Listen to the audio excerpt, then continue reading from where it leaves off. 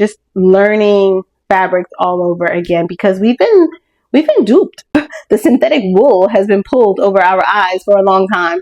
And now I think that because more people are wanting better quality, more organic quality, I don't want to be the main character unless it's my main thing. You know what I'm saying? Like, unless it's my thing. Like, so if it's my birthday or my event.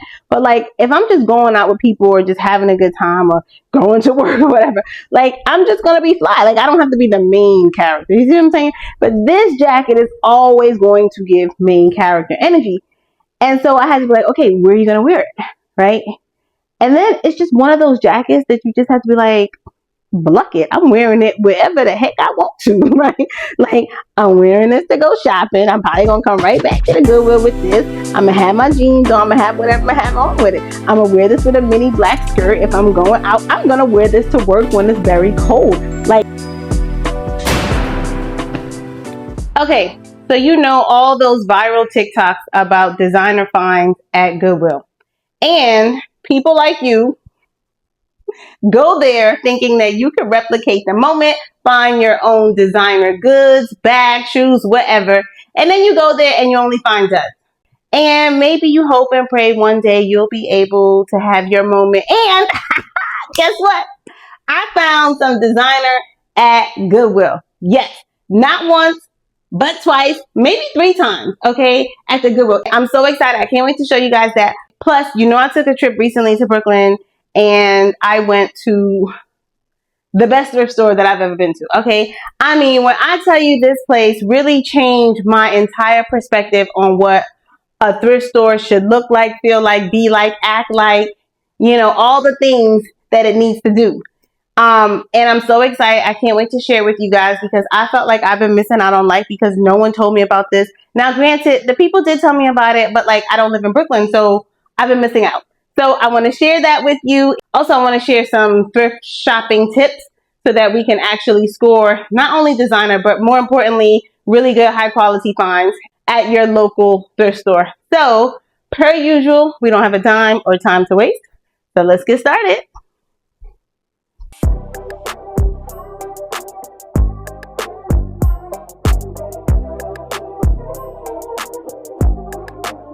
Welcome to the channel, y'all. I'm Kima and this is The Collection. Okay, so this is the channel where we declutter with style, we restyle and remix old fits, we shop our closets, and when we do shop, we shop sensibly and we still look fly. Okay, so I'm so excited about this video because it really was an afterthought. It was one of those things that kind of just happened and then it kept happening and then it happened again. And then I was like, oh, this needs to be a video. Okay, this is a moment, but it needs to be a video. So as you guys know, if you recall from November's video and probably October's video too, you know, for my fall capsule, I was trying to find a nice, heavy, full-length winter coat. And so I stumbled upon a couple of thrift stores in my quest to find that. And then I just been on this kind of thrift rush.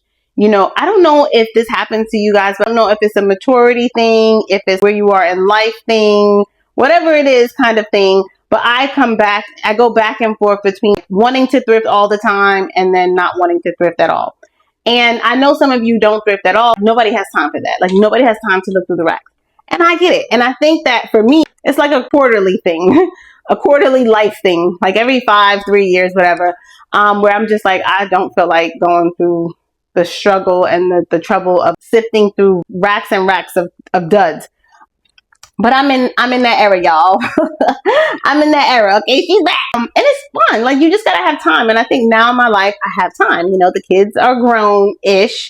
And, you know, you spend time with the grandkids. But most of the time, it's your time. So I think I'm in my era. I'm back. Okay, I have time.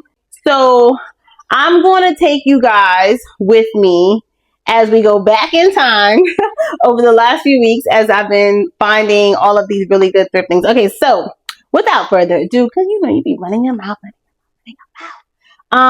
So I went to Goodwill because I was looking for some plaid shirts, okay? Remember, I'm supposed to be in my governess era, and so I'm trying to do all the plaids, the twills, you know, just kind of looking very Oxfordish. Or very preppy-ish, whichever one. Whatever I can figure out. That's what I was trying to do. It's not working. So maybe that era has passed. I don't know. But anyway, that's what I went there for. And I was in the men's section and I saw this shirt and I keep thinking back to like, why did this shirt even stand out to me? Because at first glance, it's not even something that I'm remotely attracted to. It's not my style. But there was something about it that just stood out. And I think because it was just so motley and very loud and quirky, I was just like, what is this shirt? What is this shirt? Anyway, let me show you what I found at the Goodwill.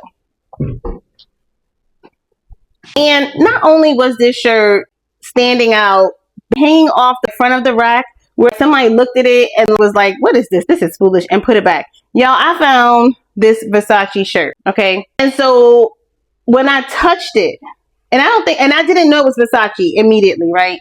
It could possibly be real.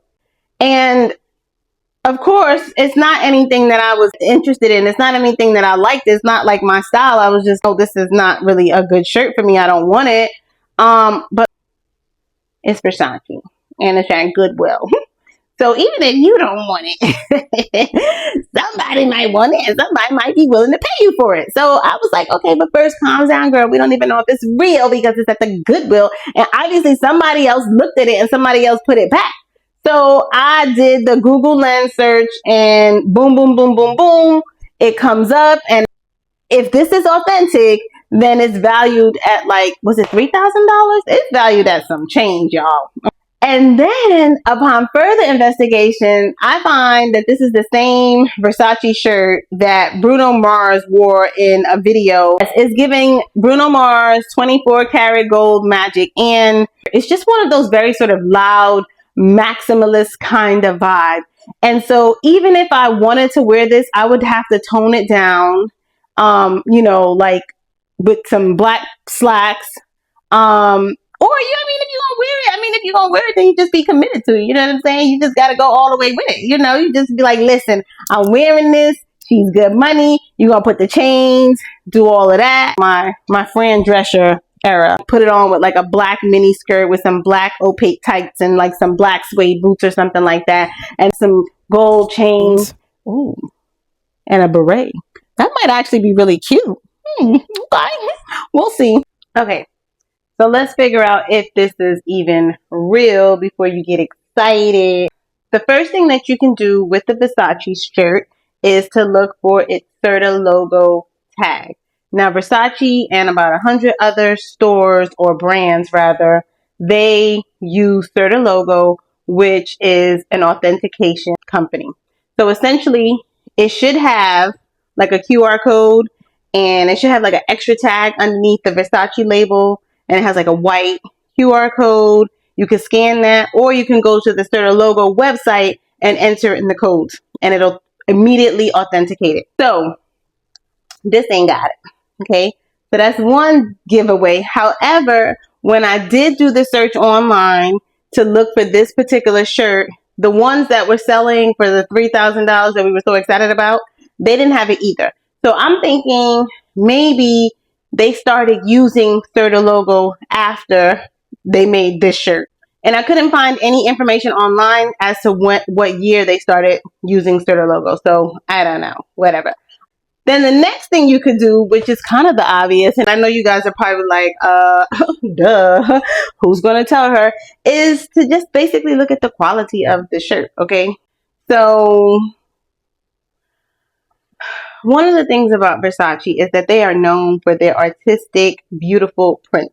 A Versace shirt should essentially look like a work of art. The printing should not be blurry. It should not be bleeding. It should be bold and vibrant, okay? And this ain't that. So that's already a dead giveaway.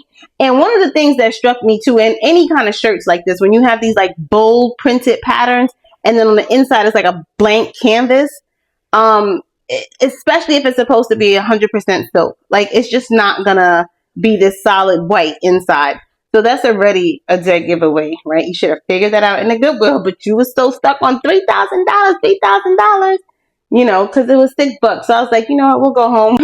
We'll figure out all the things there. Okay, so that lets me know it may or may not be real, okay? So that's what, strike one, strike two, I don't know. Then the next thing is to inspect the labels, of course. So it has the Versace label, but woohoo, anybody could do that. That's not a big deal. It really shouldn't have any frayed threads. You know, the overall quality should look like, wow, this is expensive. You know, you should be able to tell, like even like the stitching over here, it should be so neat, like it was almost hand sewn. Okay, no frayed edges. I don't know if you guys can see that, but it's pretty frayed.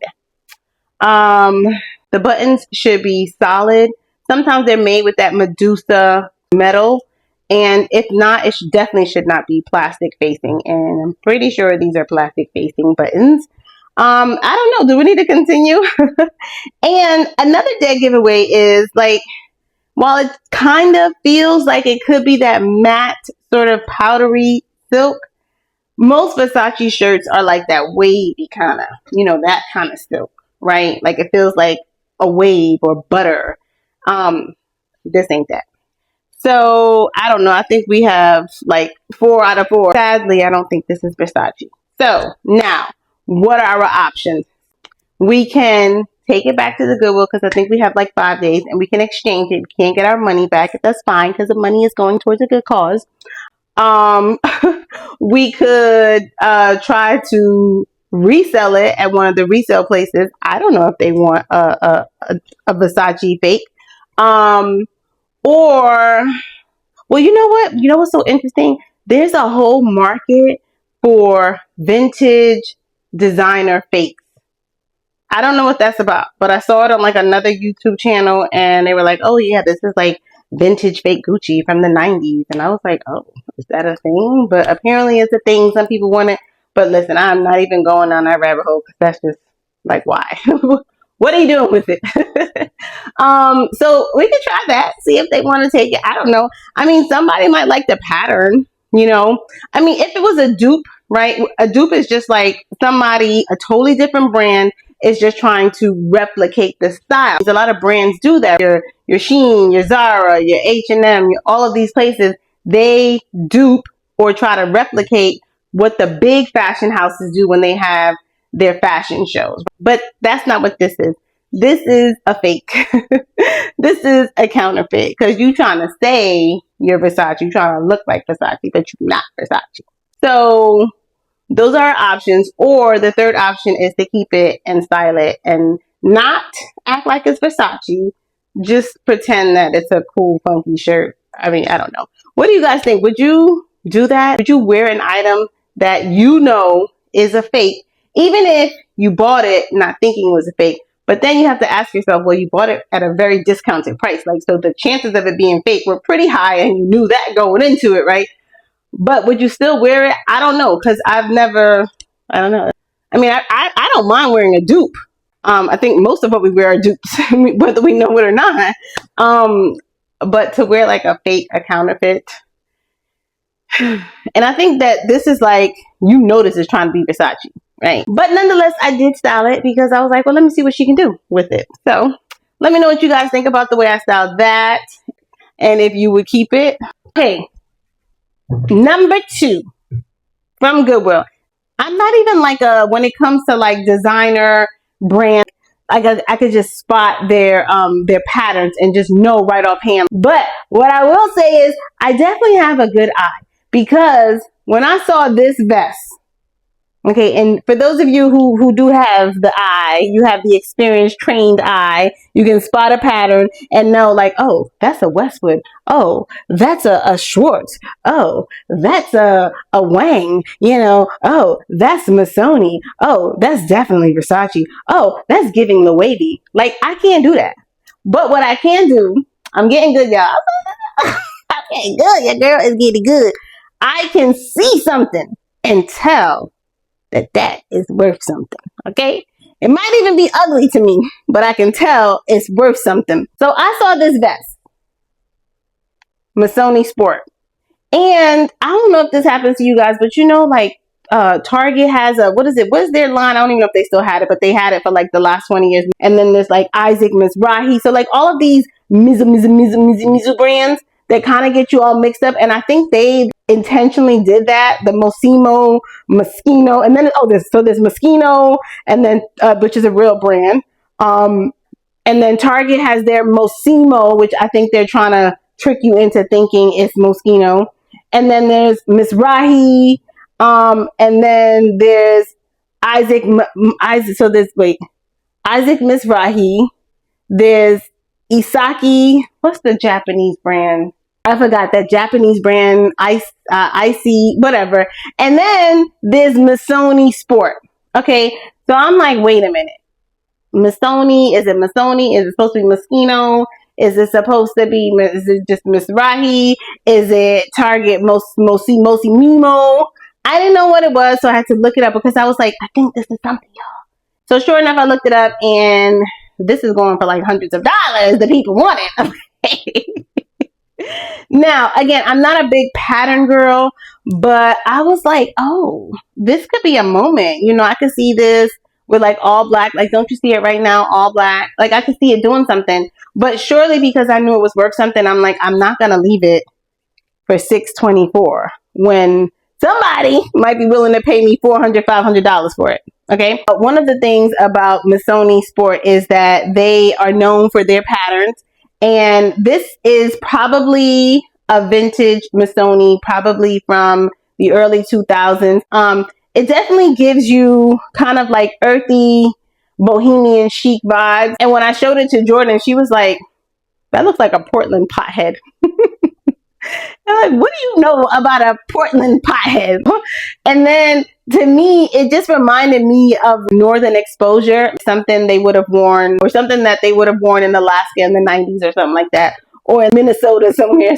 So it has the classic zigzag pattern that I don't think anybody can replicate because they might get sued for that. And so even if you go on to their website today and look at their current collection, they still have their zigzag pattern, and they have it in current colors of the seasons and all the different styles that you wear today. They have it in some metallics, but nonetheless, Missoni is known for their zigzag pattern, no matter what they do. So it's kind of cool. Okay, so what could I layer this with? Obviously, I think I like the all black, and I'm going to try that and see what that looks like after I wash everything.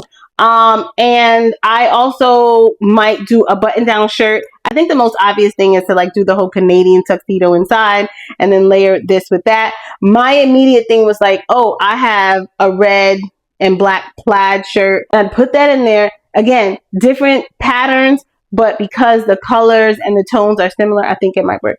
We'll see. And I have to have some really good pair of jeans to wear with this. And then of course I could do my brown suede bag. Like, you know, we're excited. We're going to see.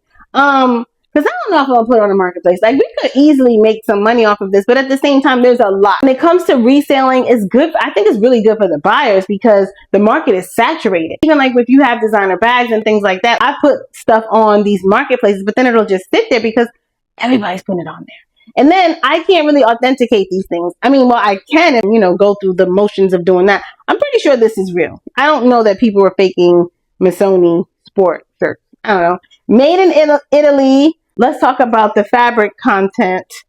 So it is a cotton blend. So it's 45% rayon. So you remember rayon is a polysynthetic organic made with wood fibers plus the chemical plastic things that make rayon viscose what it is. And then it's made with 35% cotton. Yes. So viscose and cotton. So, you know, pretty decent quality content. 70s kind of funky, Northern Exposure kind of Portland pothead vibe, I guess. So windbreakers have been having their moment since, I don't know, spring, right? Since spring 2025 and maybe before that. So when I saw this, and I bought it at the same time that I bought the Missoni Sport vest. I saw this and I wasn't particularly like interested, like, oh, I needed a windbreaker, but I was like, a windbreaker is a good thing to have. And I was like, well, if I don't want it, maybe I could give it to one of the girls, probably give it to Jordan. And then so I just bought it because it was, you know, it was $6.94. So, and you know, North Face, a windbreaker like this could go for $100 depending on where you get it, brand new or marketplace. So I just decided to invest my $6.94 in it. Now, how am I going to wear her? You know that this is like a very cool 90s color blocking inspired. I like that it's not too much of vibrant, loud color blocking. Of course, I would have wished that it was more of a muted color, you know, like an olive or something, or brown, because, you know, those are the colors that we like. But I was like, you know what? Teal and all the greens are having their moments as well. So I can easily pair this with anything brown, anything navy, even some purple or plum, and give it today's life. So I think that I'm going to try to do something unexpected with this. Like, I'm not going to just wear it with jeans. I'm going to actually wear it with a skirt. Okay. So I'm going to wear it with this leather skirt. This navy blue leather skirt was because I said I wanted to do blue. So I decided to pair it with that. Love it with the brown boots. And then, of course, the bag to kind of keep the blue moment going. But I really want to pair with the brown skirt that I got from my mom.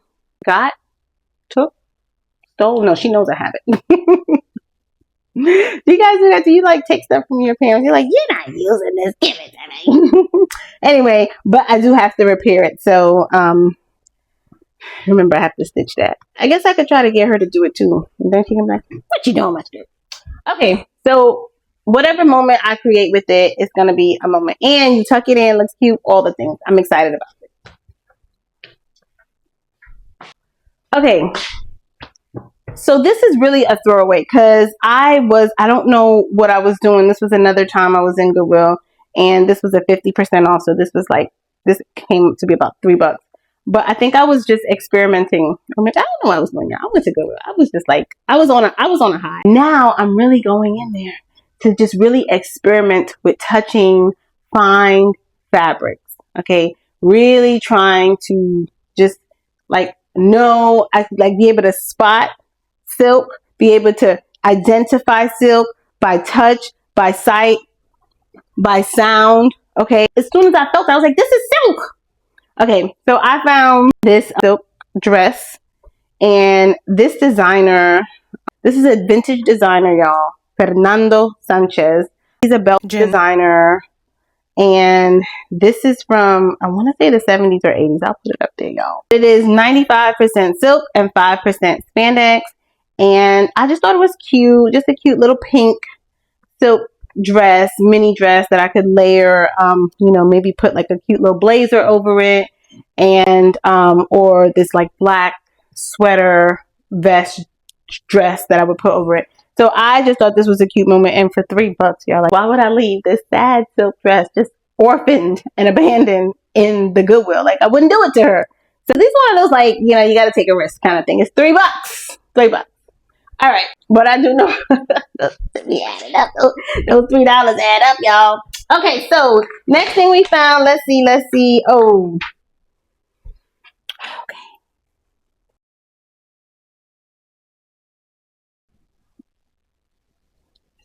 Okay. Now, this is truly vintage from the 80s. It is J. Percy from Marvin Richards. Now, who's that and where are they? Like, I don't know who that is and who they are. But I looked it up when I was in Goodwill because when I saw this coat, I was like, no, girl, no, you don't need this. But I never did get to find my animal print shoes. So maybe this was the universe's way of just throwing this in my lap. So anyway, looked it up and found that it was, of course, from the 80s, vintage. But also in seeing that, also saw that it was going for like $100 to $200, $300 on some of these resale platforms. I don't know why that actually impresses me. I guess it just lets me know that it's actually worth something, and that if I eventually wanted to sell it, then I could. But when I see a lot of those things, that just lets me know that it's not that rare, or it's not that one of a kind, and that the market is actually very saturated with this item or items like that. And so it's not necessarily going to be easy to sell it, but at least we know it's worth something. This jacket, and let me tell you, this wasn't an immediate yes. I actually tried it on, and it's so oversized. Hopefully it's not messing up the microphone. So I tried it on. It's so oversized. I was like, no. And then, we got to do cost per wear, right? Like, we don't just buy stuff. No. Okay. So I'm like, girl, where you going to wear this? Now, granted, don't worry about it being $10 because in your mind, you're going to be like, oh, that's virtually free. Like, why wouldn't I? It'll be criminal not to. No, where are you going to wear it? Okay, so I'm like, this is one of those coats. It definitely gives main character energy. And so as much as I like styling and looking cute and being fly and all those things, like I don't want to be the main character unless it's my main thing. You know what I'm saying? Like unless it's my thing. Like so if it's my birthday or my event. But like if I'm just going out with people or just having a good time or going to work or whatever, like I'm just gonna be fly. Like I don't have to be the main character. You see what I'm saying? But this jacket is always going to give main character energy. And so I had to be like, okay, where are you going to wear it? Right? And then it's just one of those jackets that you just have to be like, I'm wearing it wherever the heck I want to, right? Like, I'm wearing this to go shopping. I'm probably going to come right back to the Goodwill with this. I'm going to have my jeans on. I'm going to have whatever I have on with it. I'm going to wear this with a mini black skirt. If I'm going out, I'm going to wear this to work when it's very cold. Like, I'm just going to wear this coat and I don't care. So once I decided that, went to the register with, I think, the other purchases with the silk dress. I was like, okay, I'm not wearing it. And then I was like, let me go back and try it. And then actually there was a couple because I didn't even see them, but apparently she must have tried it on. She was like, you didn't like it? And I was like, no, it was too big. I think it was too oversized. And like, oh, okay. And I don't know, it kept just nagging at me because I guess because I looked it up and I saw that it might be worth something. But even then, I still wasn't really that impressed by it because I was like, it doesn't matter how much it's worth. Like, I don't have use for it. Okay, so I'm on the register and luckily there was like 2 or 3 people ahead of me because then I was like, you know what, girl, it's $10.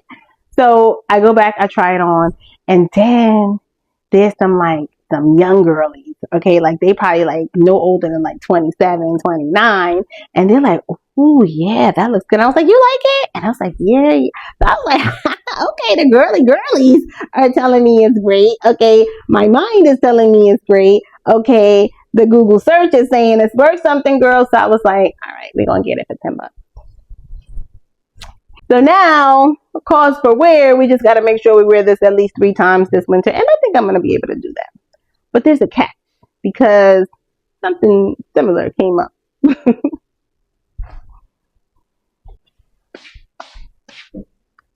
Okay, so here's the catch. This one. My coworker gifted me this for my birthday. Okay. Right off her back, nonetheless. She's like, oh, your birthday, I missed your birthday. Oh, you know what? Do you want this? And I was like, yeah. Why do people just think I want stuff? I guess because they know I like everything. Like, yeah. You know, I have this thing that I'll take it. So anyway, and this one is cute. And I was like, oh, you know what? I just bought something similar. But you know what? I do like this because this one is more of an everyday kind of coat. So here we are. So that whole plan about like, I'm just going to be main character energy, wearing that to work, wearing that everywhere. Now we have a conflict because we have a supporting role that needs to be filled too. So I don't know, but they're going to get the wear. Okay. Cause they both look good. This was free. Okay. That one was $10. So, you know, we're thrifted and gifted. And like, we just going to be out here looking good every day, giving main character energy. I don't know what to tell you. All right, let's keep this coming. What else did we get? Okay, so we got to talk about Urban Jungle real quickly. So Urban Jungle is located in Williamsburg, Brooklyn. And I went with my bestie. This is like her go-to. You know, she has like 2 or 3 stores, 2 or 3 thrift stores that she frequents. And so she's been telling me about this. And when I was like, yeah, I'm coming to Brooklyn, she was like, oh, you should go thrifting. You know, it'll be good for the content. I'm like, oh, maybe we'll see if we have time. Okay. So like I said, we really didn't have time. And I didn't really have a purpose. I didn't really have a budget. I was just going because she had been talking about this store. So good news is that I did not have a budget because I would have went buck wild up in there. And the bad news is that I didn't have enough time or a budget to really go buck wild in there because Urban Jungle, the name kind of says it all, but it really is just, it doesn't do it justice. When you walk into there, immediately you're like, okay, everything is organized into sections. So I immediately started seeing, you know, some suede jackets and some corduroy jackets. And then they have shirts over here. Everything is kind of organized, right? So that's what I thought. I was like, okay, so these are the jackets here. Okay, great. And then these are some men's shirts here. Okay, great. And then, oh, they have they have denim jackets over here. And so these are some more, you know, kind of vintage style jackets, wool jackets. And so I'm browsing around. They have all the leather jackets in its own section. They have, you know, those silk vintage 80s kind of sequence inspired shirts and dresses. They have all of those in its own section. And so I'm very much into those. And so I was looking at that, and then I noticed they had a whole nother back section. I was like, wait a minute, what's happening here? That back section, I think that's the coat section, but that's like the coat section of the world. It was truly amazing. It didn't stop. And I didn't even make it to half of that entire back section. And I don't even know that I made it through the entire front section either. It just kept opening up. It was like trap door after trap door, you know, secret passage after secret passage. I didn't even really get to see dresses. I didn't even really get to see skirts. Now, when I say see, meaning I didn't really get to peruse them. I kind of saw where they were. I peeked at something here and there, but there were just so many things that I could have looked at and that I could have chosen from. And just sadly, it just wasn't enough time. But I will say that when you go in there, because that's always my thing, like I was immediately inspired. Okay. I think they do a really good job at just organizing the sections, even though they're duplicated. Because what I thought was, oh, this is a coat section. Like, no, girl, there's a whole nother like back world of coats. So they do a pretty good job at just kind of curating it by section, and I think kind of by color. I have to go back and study some more, y'all. I gotta go back and do my work. Okay. But it was a lot. So then I was like, okay, so I was like, wait a minute, we doing this? Like, this is serious work here. We're really doing this. Okay, good. So I was focused because I needed a coat. So I was focused, and then I had to go back. You know how like you go to the Goodwill, you say, oh, I'm just going to look and see if they got bags, and then you like end up finding, and you're like, I need a cart. They have the little cart wagon. So I went and got one of those, and I'm just throwing things in. Some things I'm able to try on while I'm standing, but now time is running, so I'm just throwing in. But the key to crafty and strategic thrift shopping is, one, knowing exactly what you're looking for, because you're just trying to find something good. There's a lot of good things, you know? So I knew that I needed a coat. So that was my focus. I was getting distracted. It was easy. Child, I was looking at skirts. I was looking at Jack. I was looking at shirts. I was trying on some sweaters. You know, the barn jackets. Like, girl, that's not what you need. You need a winter coat. Okay, so then when I get to the back section, and that's where they have a lot of like full length winter coats, wool, all of these different things. I was really honing in on the fabric. So the first thing is obviously it has to immediately attract me. Like, you gotta be my type, right? And then you get to know it. So you look at the fabric content. And if you see that swirly wool sign, you know, that's the Woolmark certified. It is 100% wool, no synthetics, a solid, like, you good money, right? And then of course, with that, you're going to definitely be into the vintage legacy brand, like your Sag Harbor or your Harvey Bernard. And so you want to try on, because it could be too, you know, to the Frankenstein shoulder if you don't try it on. And that might be a vibe. Like, I have some stuff like that, and it's a vibe. It's a moment, right? But not everything. So with this particular coat, because I knew I wanted like an everyday, but also like that I could elevate kind of moment coat, I didn't really want it to be too vintage looking or retro inspired. So I just wanted a nice full length basic wool coat. So again, there were so many different options. A lot of them that I saw were 100% wool. Some of them were blends. Some of them were not good, but they were really good quality coats. So if you saw the last video, you saw the two that I got. One is an ASO, so it is a wool blend. It's wool and, was it polyester? I think, yeah. But you know, ASO's pretty decent craftsmanship. It is fast fashion, y'all, okay? But I trust it. And it was 20 bucks. Okay, 20 bucks. 20 bucks in this rose pink that I could just wear with all the dark muted colors. You know, I could wear it with this, whatever. So watch that video. You'll get some more details on that coat. And then I also got this 100% wool cape. Again, it has the diagonal black stripe. I like that. I have already worn that, dressed it down. I can't wait to really dress it up and, you know, give it a whole nother moment. So that one is exciting. And that was 15 bucks. So like I said, there were just so many other things I could have purchased. So I have to make a trip back to Brooklyn because, one, I don't get to go that often. And I'm just like, I need some more Brooklyn in my life. Like, I think I need like I need some micro dosing of Brooklyn and New York in general. It was just a really good month. And I didn't realize how homesick I was, you know, because my parents are not there and my family, my childhood home is not there. So I was very nostalgic about all of that, seeing the A train, and I'm like, oh, it's my train. But so I was just like, you know what? I just got to go back more often.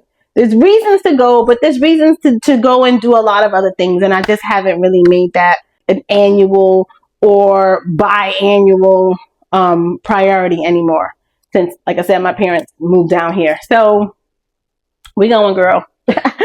we going. Okay, we got to go back. We have to go back to Urban Jungle. We have to do an intensive deep dive study on all of the business of that place. Okay, so I'm gonna go back there. So stay tuned. I don't know when, but we're going back.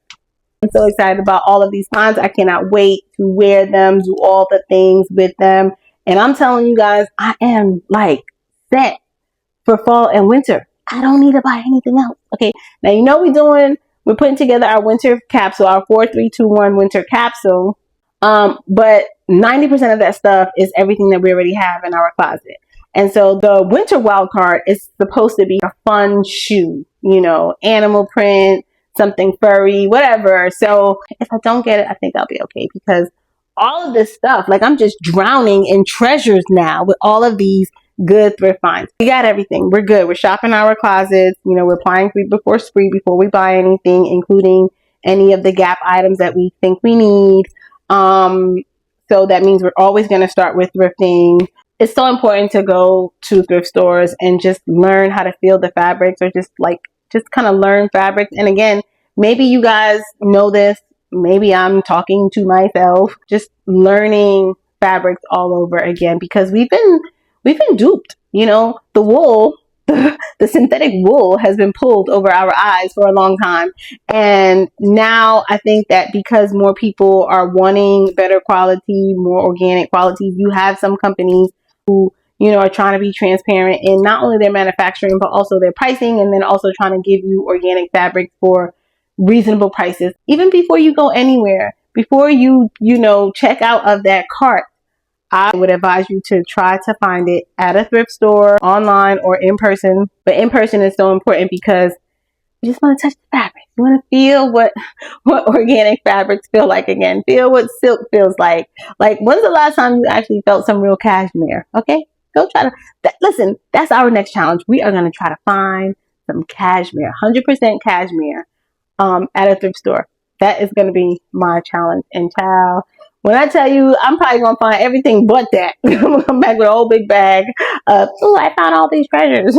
Did not find the cashmere. But anyway, I like a good challenge, okay? And we're sticking to the budget. We're doing all the things, cost per wear, so whatever. Okay, so thanks for sticking to the end of this video. Let me know what you guys think about some of the finds. And let me know if you know of any other really good thrift stores in whatever area you're in, whether it's here, there, anywhere. So let us know so we can share that with the community. Don't forget to like, share, subscribe, and I will see you next time. Bye.